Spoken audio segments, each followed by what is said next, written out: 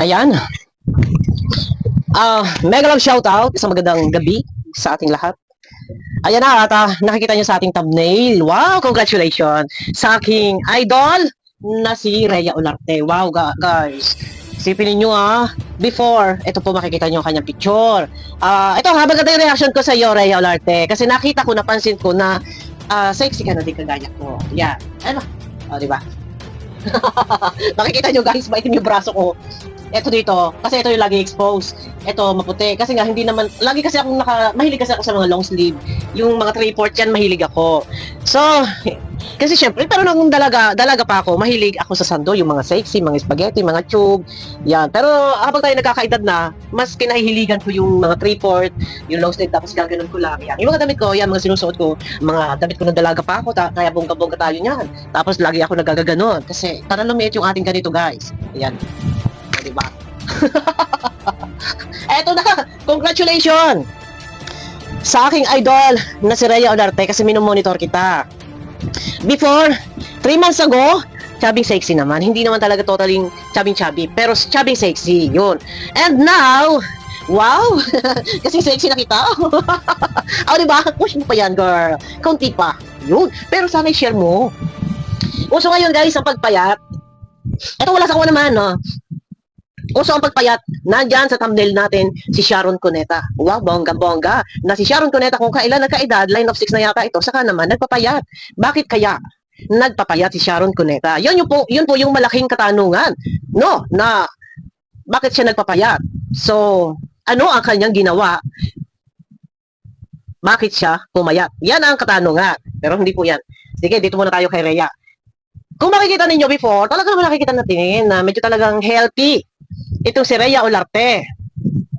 Pero sabi ko nga, ay parang mas payat ka pa yata sa akin, Rhea. Balit hindi naman kasi ganun guys, kalaki yung braso ko eh. May itim magkaiba, no? May itim yung ganito ko. Kasi lagi naman kasi akong, pag lumalabas, lagi ako nakagmahaba. Yun. Anong sekreto ni Rhea Olarte? Baka naman, pwede mong i-share. Nang sa ganon ay baka meron tayong mga viewers na gusto rin pumayat. Dahil ako isa din na gusto ko pumayat pa. Kaya lang pag ako pumapayat, mapapansin ninyo dito, may malaman ako sa ganito. Kaya mapapansin ninyo, yun o. Yun o. Malaman yung ganito ko, ito yung gusto ko iparetoke. Para, yun. Baka naman, pwedeng i-share mo, paano ba pumayat? Si Rhea Olarte dahil gusto ko pumayat pa ako ng bahagya. Kaunting payat pa. Kasi minsan, nagkakaroon ng laman yung ganito ko. Gusto ko mawala to. Kaya pag naka-side view ako, makikita ninyo, meron ako dito. Gusto ko mawala to. Yung ganun lang siya. Yun, para balik alindog. Ay, grabe na to. Baka na naman, sasabihin naman ng ano ko, nasa huni. Alika dito, ang ganda-ganda mo ngayon eh. Ito na. Ay, makikita, oo nga. Pumayat si Rhea, pero, ano man sa totoo lang, pumayat siya, ito siya before. Wag na yan. Ito siya before. Double yung ano niya. Yung ganito niya. Ito din yung problema ko, guys. Yan, nagaganon. Ito yung gusto ko mawala. Kaya minsan kumakain talaga ako, isang beses lang. Kaya lang talaga, sabi ko nga minsan, kung kailan ma-stress ako, saka naman ako, tumataba. Yun. Before, ni Rhea. Share naman dyan kung paano pumayat. And now, ito na po si Rhea. Ay, ang cute niya. Pumayat talaga siya. Di ba? Nawala na yung nandito niya. Congrats, Rhea. Oy, push mo yan, girl. Konti pa, girl. Ito na siya ngayon. Yung before, ito before. And after, pumayat siya. Before, after. Di ba? Di ba makikita nyo yung before, after. Ang laki ng ipinayat niya. So, baka naman, pwede share. Nang sa ganun, ay gusto din namin na kahit papano ay mabawas-bawasan. Baga, ay nagkakaedad na ako. Kahit man lang konting payat-payat pa ay mabawasan pa yung payat ko. Laki pala ng pinagkaiba guys ng braso ko. Kagaya kayo na maghapon ako wala. Tingnan nyo na ano na naman ang mukha natin. Lagi akong wala guys. No. Lagi akong wala sa bahay kaya nangingitim tayo. Pero ito na. Para sa akin, kung noon ay makikita natin healthy. Oh, malusog, no? Healthy siya, healthy si Rhea. Kasi no time na yon, nakikita naman natin, hindi naman may pagkakaila at hindi naman lingid sa inyong kaalaman. Nung time na yon ay talaga naman makikita natin sa tuwing naka-live ay lagi silang may kinakain. Kaya siguro tumaba. Nung time na yon ay may mga sponsor. Pero siguro pagka ganun maraming pagkain, kunti hinay-hinay lang. Pero hindi ko nga alam ano ang dahilan. Bakit ka pumayat? I-share mo naman sa amin. Dahil gusto ko pa talaga kahit konting-konti lang po na ako ay pumayat. Mawala lang po ito pong ganito ko. Pag po nawala na yan, lumit na po yung mukha ko. Ito na po yung mukha ko. Ayan na.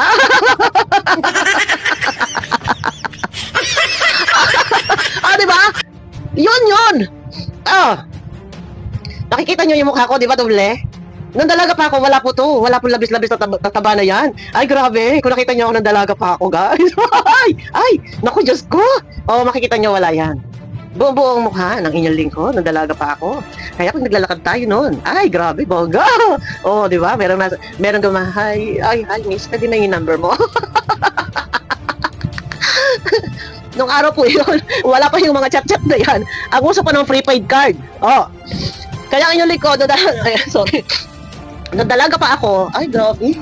Di ba? Pag-uwi ako ng province noon, maya-maya nasa barko ako. Patanaw-tanaw kunwari. Wala pa mga cellphone noon. Maya-maya may lumalapit, kunwari nakikita ng tanaw, hi miss, ano pangalan?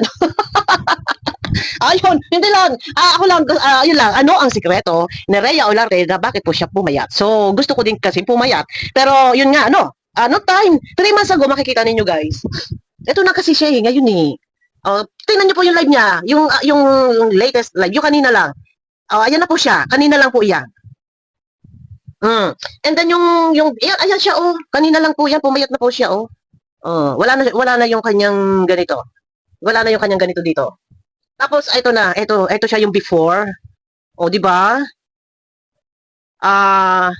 Healthy siya before.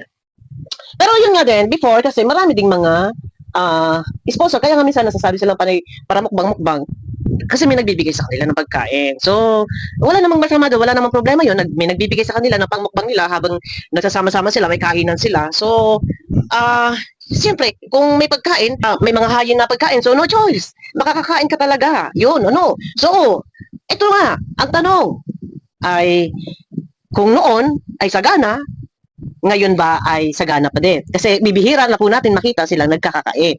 So baka wala na nag-sponsor. Yun lang. Baka wala na nag-sponsor. Ay, palay. Paktay tayo dyan. Di ba? Makikita nyo lang ang aking ayan nagdodoble-doble. Ito yung gusto ko mawala, guys. Pag ito na wala, ay, nako, huyo ka. Ayan na ang aking ayan ang aking mukha, hugis bigas. Ay, konting tulis pa ng baba. para hugis bigas. Di ba? Uy, naku, Diyos ko, kahit naman tayo nagkakaedad na, nangangarap pa rin naman tayong maging maganda. Kaya nga tayo uminom lagi ng collagen. Kasi syempre, para anti-kurubot. Totoo yun. Uminom na ako ng collagen. Pinagsasama ko yung Myra E at saka yung collagen. Tapos yung vitamin na yung Centrum from A to Z. Yan. Yun lang. Pinagsasama ko yung tatlong yan. Collagen, Myra E, tsaka yung Centrum. Yan. Pinagsasama ko yung tatlong yan. Siyempre, anti-aging, kailangan din natin. Kahit pa paano baga naman. Hindi naman sa tayo ay kailangan ay laging nagmamaganda, laging maganda sa paningin ng iba. Pero siyempre, iba pa rin yun na pag edad natin ng mga 60, 70, hindi tayo ganun pa kakurobot. No, yun. Pero sabi ko nga sa inyo, Rhea naman, pasyar naman, ano ba ipinayat mo? Di ba? Kasi nga, baka siguro hindi na kayo nagmumukbang o nagkakainan kasi wala na rin kami halos nakikita na kayo ay nagmumukbang. Pero may sasuggest ako sa iyo, girl, ha? Total, ikaw naman ay nagpapayat-payat na, push mo yan, girl. Tapos long hair ka. Tapos parang pa tayo ng gano'n na. Oy, grabe. Grabe. Di ba? Long hair ka. Ito, pag edad ko, mga 2 years pa, papuputulan ko na po to. Hanggang dito. Hanggang dito lang na papuputulan ko to. Yung telephone wire naman, yung laging wet look na yung laging after mo maligo, hanggat basa pa yung buhok mo, lagyan mo ng hairdressing para kahit tuyo siya, wet look siya. Yun, ganyan tayo. Dalaga pa tayo. Pero yun na. Ngayon, Ito, isang tip din, no? Habang ikaw ay pumapayat, papayat ka ng papayat, pahabain mo ang iyong hair. Yan. Tapos, iyong pakulayan ng blonde hair. Tapos, gayong ay, bakit? Ang layo pala ng microphone ko, guys. Oh, ito, maganda to. Maganda to.